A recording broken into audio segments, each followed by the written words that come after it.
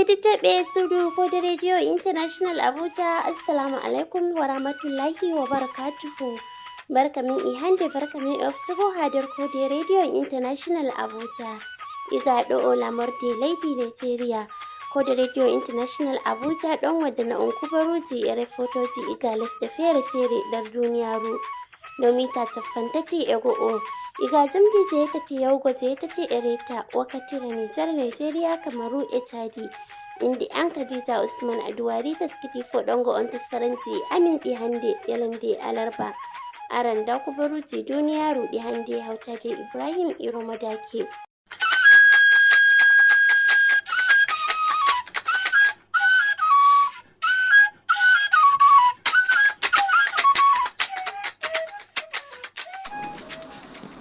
Derdiraɓe assalamu alaikum barka meɗen kikkidede ara raɓurduɗi nder habaruji ɗi hin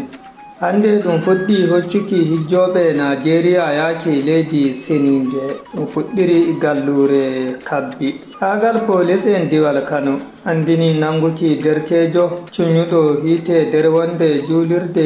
nder diwal Kano ngal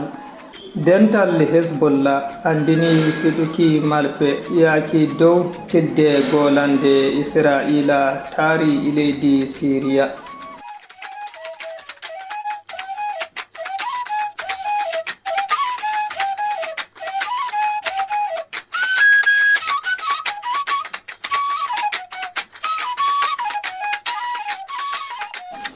Joni sai moƴƴitinen jonde gam nanki habaruji ɗin ɗi fumaji hande ɗum fuɗɗi hoccuki hijjoɓe leydi Najeriya yaki leydi senidi ndi Saudi Arabia ngam waɗuki kugal hijju hikka gonɗum ɗum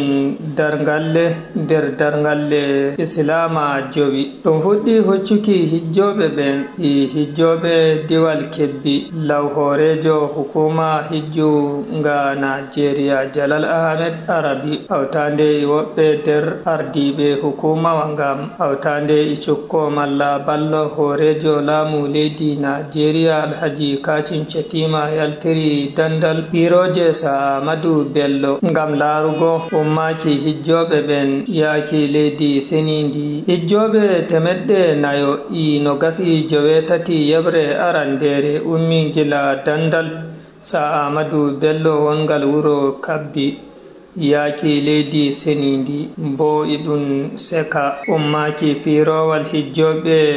ɓen ɗiɗaɓal dandal namde Azikwe ongal Abuja lamorde leydi Najeriya jemmare nde hijjoɓe diwal Nasarawa agal police en diwal Kano andini nanguki derkejo tumeteɗo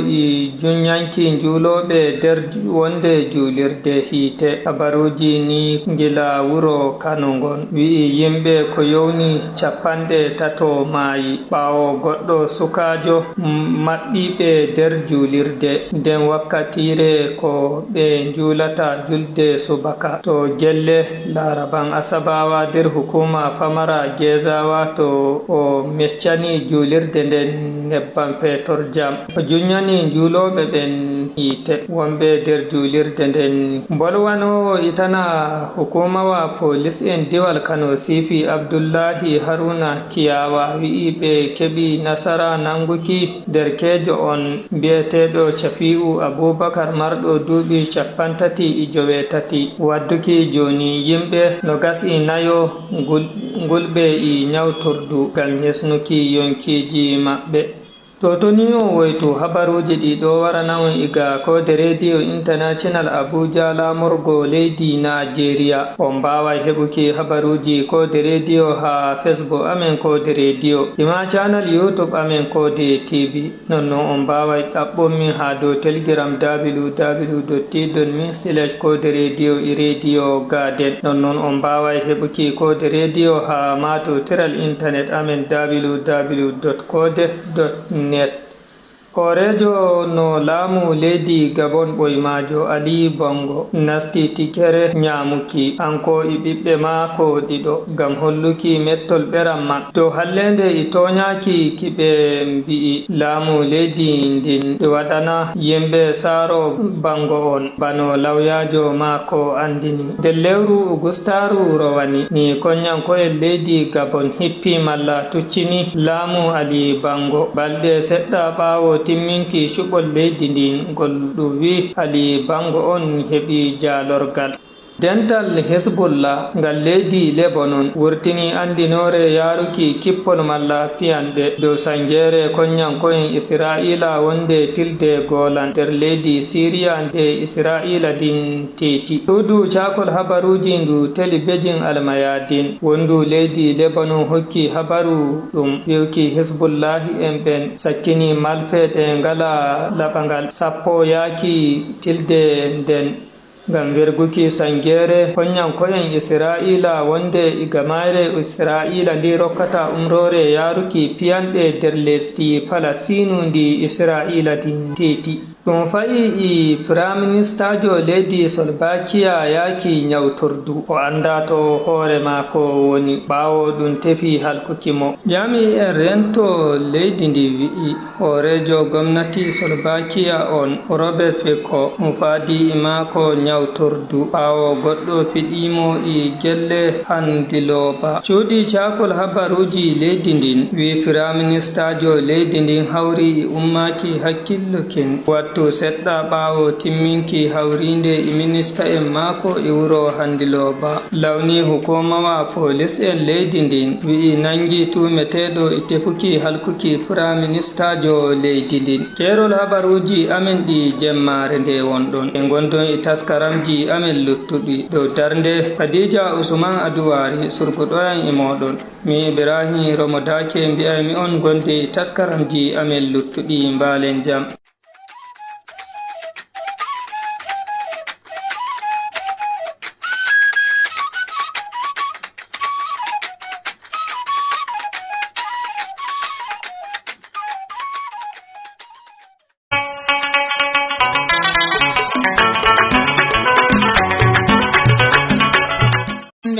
amin jemma e nyalawma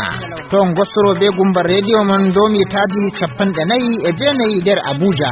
ndarde goongelde fu wala hendu ko hoshaki hite suudu radio Kode International sew ummatore konde min ɗon gam onon ma gonden be amin.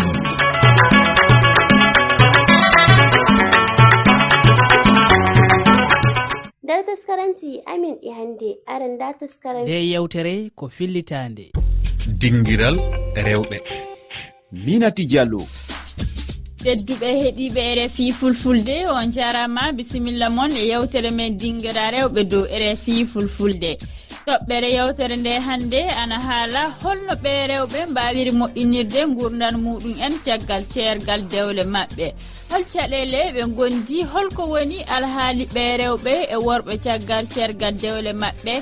e jonde nde eɗen jaɓɓi hoɓɓe ɗiɗon Fata Barjiyaɗo Sénégal e Mamadou Yero Bari mo Guinée ɓe ɗiɗon fof ɓe keddaki e dewle maɓɓe arane yewtere nde jooɗike bisimilla mon e heɗade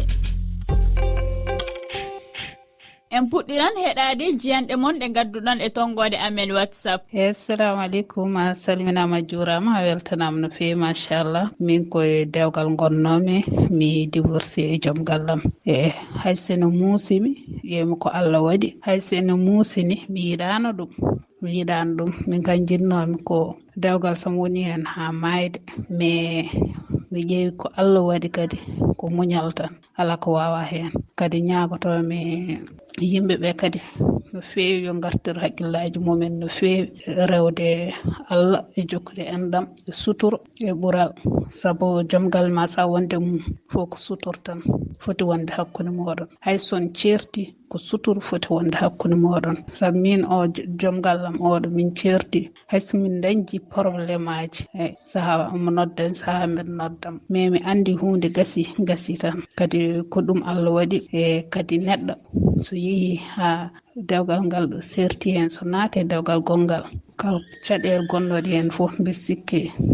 ma andu rento kadi gorko rento debbo rento. Hakkunde cergal e debbo e gorko togon cergal no ƴuura far debbo togon cergal no ƴuura far gorko. Ayi neɗɗo fu no woodi kote to ƴuurata koteji ɗi fu. Ko jonka no wondir kuje hana ko darata hana togon ɗafi muñal. Si tawama muñal heewa he gondal fu to cergal ne yawi sakkitade koɗe fu ko. Hani debbo tawi no woodi muñal sanne hani gorko do tawi no waɗa muñal kandu ko waɗa par ce que so yana noon fu jondal wawta koddal wawta waɗude ko donc koddal kay min kay ande am safare mu lekki mu ni woni muñal. Homo kala yala muɗum woni yo dewgal mum arandal moƴƴo ka wonɗo rafi pamodiral yottoto cergal ɓuri ɗum ko yoga e kongi keɗotoɗo RFI fulfulde e jaɓɓoto Fata Bari. Mi salminima Fata Bari. Salmitimama. A goto e rewɓe seeraɓe holno gurnan ma wori caggal cergal dewgal ma? Mbawmi sifanaden hen e aduna men hande tolnide no cergal so yani hen mono fof e banggue mum yottinno dewgal eɗen gandi ko belamma e metto woni hen cergal yeehi ha yani hen wonko ɓuuri hewde hen ko jiiɗen gorko ne heewi ruttade refta caggal debbo goto fof tan dal foti wiyede hen ko yallah hokka ɗum ko yiɗodira wonen hoɓɓe ni ene continue hen vie walla continue hen gurdam goɗɗam ko ɗum noon mbasi yimɓe bandiraɓe yo yimɓe mbatta hakkillaji no feewi ko wayno cergal so yane e nokku jarani ko jomum ene duttodira relation goɗɗo tan que wona so tawi ɓesngu ene hakkude maɓɓe waɗi kam dal waɗi goɗɗo goɗɗo nam ɗa yalla hande aɗa tawa e suudu après le divorce moom mi waɗani marié encore parce que avant tout d' abord sa yalte certaine relation il faut daaroɗa hoore ma no feewi eyyi mbatta hakkille ma no feewi donc wota naade kadi ko wayno hono ɗum ɗon par ce que dewgal moom neɗɗo fof ene anndi affaire dewgal no wayno waɗi belamma ene waɗi mettere ko mbasoytomi tan avant ma nattude e goɗɗum kadi e vie goɗɗo il faut jomum watta hakkille mum no feewi eyyi ndaara situation mum no feewi kadi eyyi jonin ko Mamadou Yero Bari jeeyaɗo Guinée jaɓɓoto ɗen mi jowtima Mamadou Yero Bari. Mi jarama noon kadi caggal cergal ma lebbi seeɗan a ɓami debbo goɗɗo holno gurnan ma wori hande ɓay woni o yehi kam hoore makko ɓen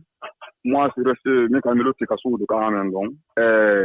au fur et à mesure min kam mi prépari i jombugol une autre femme mi gueri guerteɗe ɗen au bout de 7 mois jomde giwogoo mais entre temps ta biran feƴƴini par ce que giwo ara noon o accumi biran no nawniwol mi réconciliamon avec ma nouvelle femme mi explicaniyom ɗon vraiment komin woni ka galle toon haɗa vraiment ɓengan feƴƴini biran feƴƴini haɗa vraiment nan faala mi wondu haɗa o gurnan o tawata wawata ɗumannagol men wallan probléme ala après min jommidiri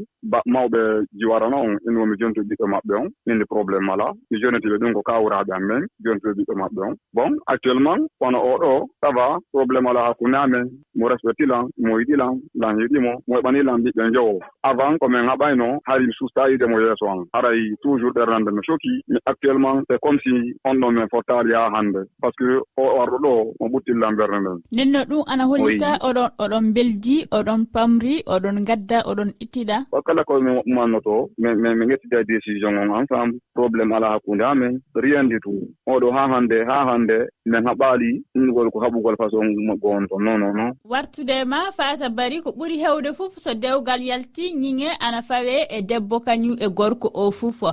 yalla a heɓi hono ɗe caɗele tout ça moom ñakkata hen aɗa andi aduna moy ɗo affaire dewgal so yalti ko hono cergal yanti hen tan probléme to banggueji ɗi fof heftotomo a nanan hen ko muusi a nanan hen ko metti mais hunde fof ma wadde Allah ko muñal rek par ce que debbo moom wawa resede hawsere o yalta dewgal taw nanani hen wonde o yiɗa resede o yiɗa jooɗade to banggue jinnaɓe moom alhamdulillah yaade certaine jinnaɓe enen mbaɗa sukaɓe mum soutenir ko mbawmi wiide jinnaɓe ɓe tan gila e jinnaɓe rewɓe e jinnaɓe worɓe tawi ɓiya iwe dewgal yante cergal goto fof yo wat soutenir kala no waywade kala no histoire o wawi siforade mbaɗan ɗum soutenir ko ene muusiɗa yalla aɗa ɓami anniyaji e natude e dewgal e ko warata si miɗo waɗi anniyaji natude e dewgal mais ene ɗefi hulɓinde kam seeɗa par ce que wonto jaltata hon probléme keftoɗon ene ɗefa waddema ene hulɓinma seeɗa en fait ene waɗa découragé seeɗa mi ɗum noon waɗi kam dal eyi affaire o defi hulɓinde kam seeɗa. holko woni noddango ma faade e rewɓe tawaɓe e dewle hannde tawe wonkiji maɓɓe beela ɓe belda e worɓe maɓɓe? woni hen miijam ko dewɗal mom welani mais kadi ceergal ɓuuri muusde mbaɗami hen wasiyo rek ko goto foof yo ndaara munje ndaara ƴewde solution no hawrire famille mum famille joom galle mum kadi annda kadi to immito no wayno to immito ni yo wayno e nder galle he aduna e juutde ma Allah itti ɗum ɗon par ce que ko hendu tan wonata e affaire dewgal e nder galle ene ñaaga kadi jinnaɗo yo tinno no feewi par ce que dewgal wona cukalel tan wawi jaggude ɗum dewgal ko jinnaɓe jogoto ɗum ɓe tinno no feewi tinno e galleji he so ɓe addi debbo nanne famille ma ya anndu oɗon koye famille ma jeeya jaggiraɗo mum poɗɗa jagge ɗum kañumne jagguma no foti jaggirrem e nanguma ka jinnaɗo mum nanguma ko no immori galle bamum ni ko noon woniri ɗon. Mamadou Yero Bary yalla a heɓi ballal banggue koreji maɗa ngam moƴƴinde walla heddagol dewgal ngal? Aray ɓe investisaki e affaire couple amen surtout les parents e mawɓe giwon kawan tigi en personne ay mi sigani on ɗo joni si goɗɗo biro ɓemma inni wondema tigi tigi on a watta a doaka wadde ɗum ɗo an inni ko watta kon ko yiɗa kon ko ɗum ɗon ɓawi makka supportima hoore ɗum ɗon kadi andi heure mon payide par ce que moi kami jombatamo tawi biro on nawni ɓen an fiɗɗini ko bappa wonnoɗo ɓen kadi ɓe ala tangi façon go on ton biro ɓen joni kadi ko kawan ko ɓen nomi marno kadi haalango piijigo on ton par ce que ɓen noon tun no wawno arrange ko probléme o hakkundami mais ɓe investisaki o yi déjà million ɓaymi jom mbi deuxiéme femme tawi mi accitali mo kawma ko konno ñimmi bappa woni jontude ɓiɗɗo maɓɓe on et pourtant nan ɗo a jombude ha nayo. holko mbawɗa wiide hannde e rewɓe walla e worɓe tawaɓe hannde e dewle ɗo ɓerɗe muɗum en beela tawaɓe e dewle tawa ñinde fof ana gondi e duko ana gondi e haaɓa holko mbajotoɗaɓe? bon komin wajotoɓe are vraiment affaire wondigal hoya arafe wondigal hoya rewɓe gono toon ɓe aray tawa ko paykoy ta expérience on ɗuɗirano ta tewtikeɓe wata wondude woɓɓe kadi aray tawa ɓe mari expérience tawa na falteɓe jooɗagol ka dewle min ko mari conseil komi wata jondugol ɓe affaire dewgal ko muñodirgol so muñodiral o wata wondude hay ñiire ɗengal haɓay hande on arrange probléme ɗo janggo probléme go memmino to donc au fait ko patience on muñagol ngol ko ɗum ɗo woni essentiel on affaire mariage ara kala décision gon ti wetto toon kadi o ƴettide décision ji ɗin yiɗa dara fuu dande haɗata e jottike e timmoɗe yewtere nde on jarama Fata Bary kañum e Mamadou Yero Bary tedduɓe heeɗiɓe RFI fulfulde onon du on jarama e heɗade kañum e tawdede amen e nde yewtere dinguira rewɓe oɗon mbawi heɓude ɗi kabaruji fuu e dow holla amen Facebook o Twitter RFI fulfulde na e lowre amen weyngaji tati toɓɓere RFI toɓɓere fr/ff toɓɓere yewtere warore nde ana haala fi alhaali ɓe rewɓe golloɓe e banggal énergie holko woni hande moɗon e toɓɓere nde dokke miijo mon e tonggode amen WhatsApp kowal 299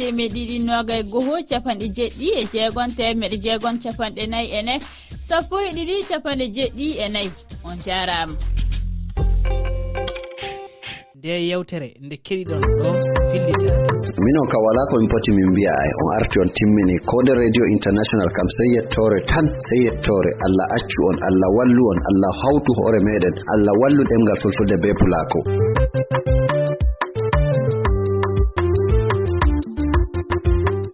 haragare da taskaram kwaɗo ko inanta Usman Yahaya Musa.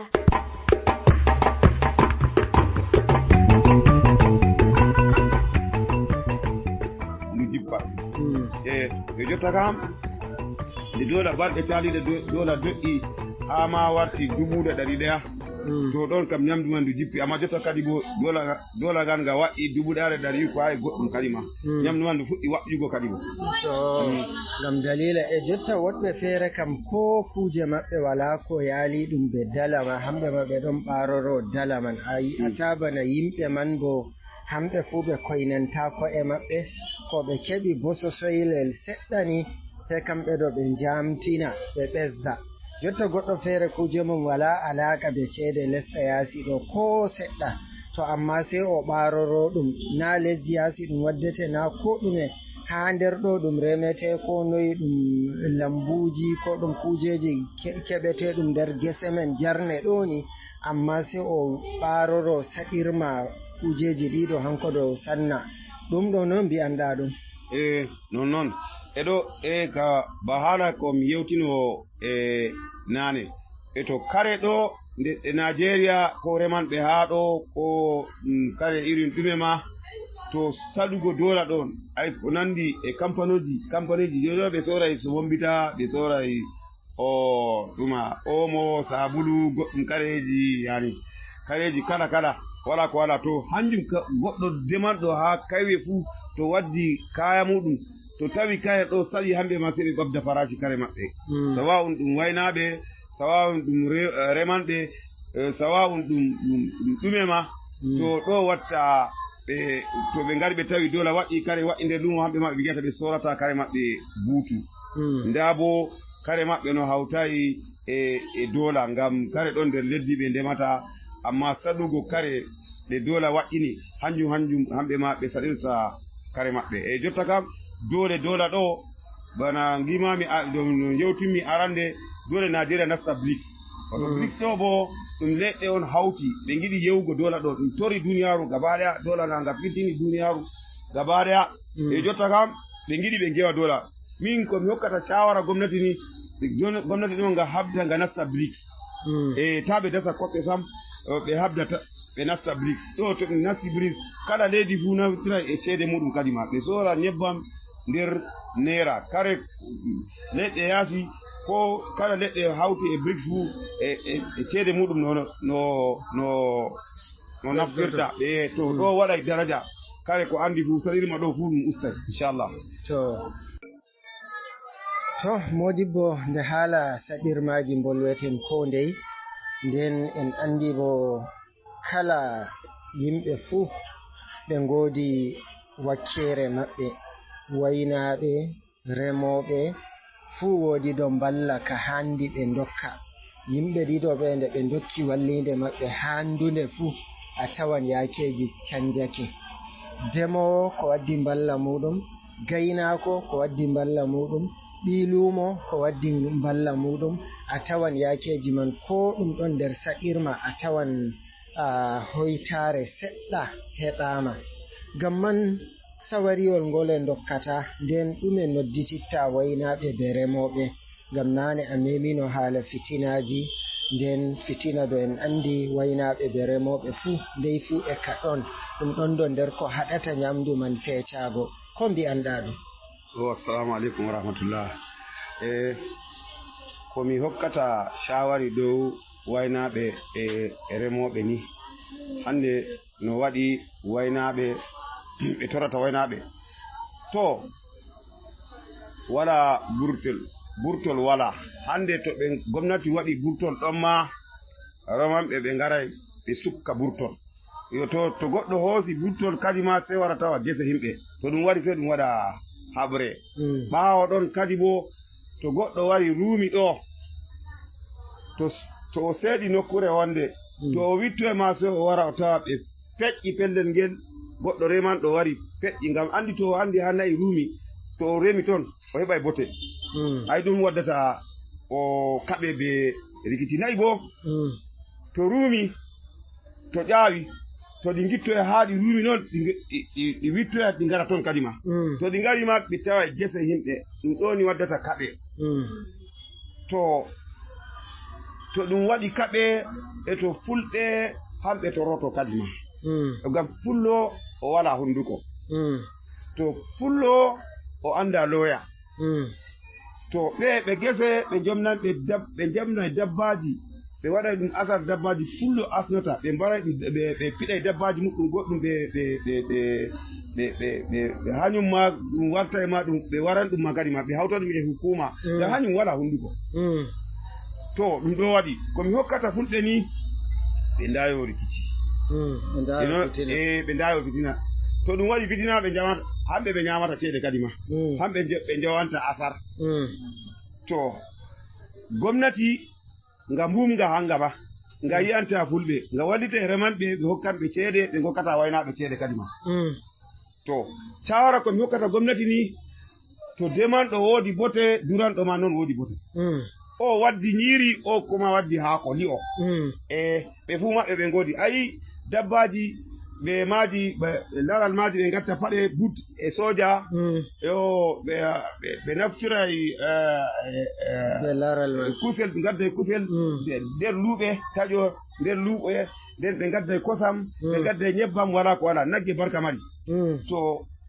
haani duranɓe ɓe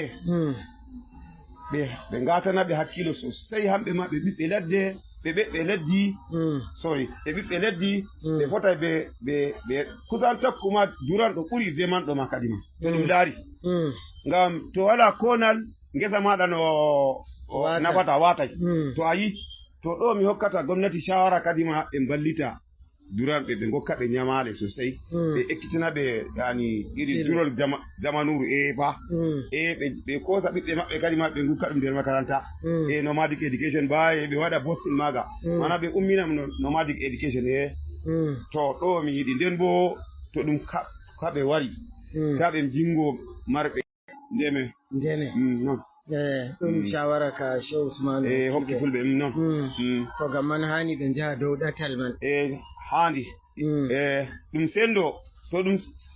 woɓɓe duraɓe ɗon nder wuro woɓɓe ɗon janganɓe ɗon kadi bo remanɓe ma ɗon ba ta ɗum dato ɗum fuu ɗum haala gaynaka noon toon warta heɓre wonde nder saare to ɓikkon maɗa a woodi duranɓe taweɓe woodi janganɓe kadi bo woodi remanɓe bo to woodi modibbo a nodditiri gomnati deydey no wallitirta waynaɓe bano wallitirta remoɓe a yettama masine e hamɓe ɓiɓɓe luumo jotta ba onon jagorɓe en luumo ko onon fuu woodi mballa ka mbawoton wallititgo irin appa sembe en ba sukaaɓe yiɗɓe ekkitago sana'a ko yiɗɓe ekkitago luumoku amma ɓe ngala dalila majum ɓe ngala dow oni kajontoɗo ɓe wallita ɓe haa ɓe laato yimɓe ba suka en meɗen bana fayi ɓe doggi acci gure maɓɓe dalila fitinaji ɗiɗo ko woodi irin maka ka ɗon nder dabareji moɗon alhamdulillah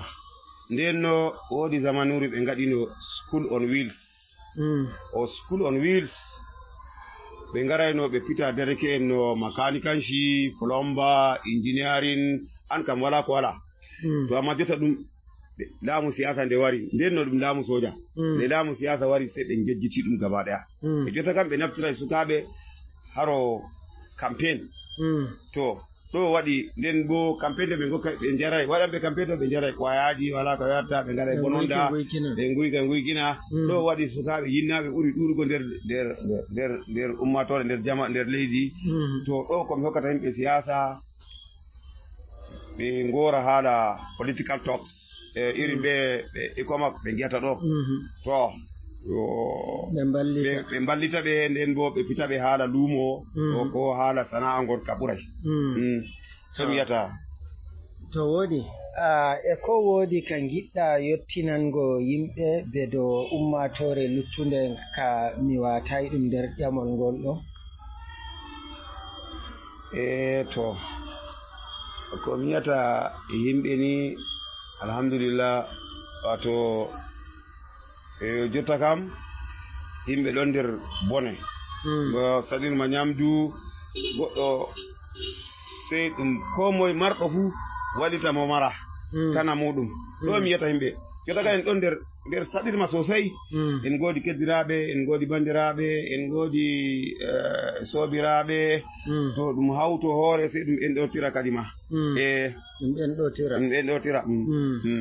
to woodi a nane ba a wolwino haala jangirde ɓiɓɓe fulɓe nde ɓe mbiyata nomadic ɗo ko woodi ko ɓesdata dow maaka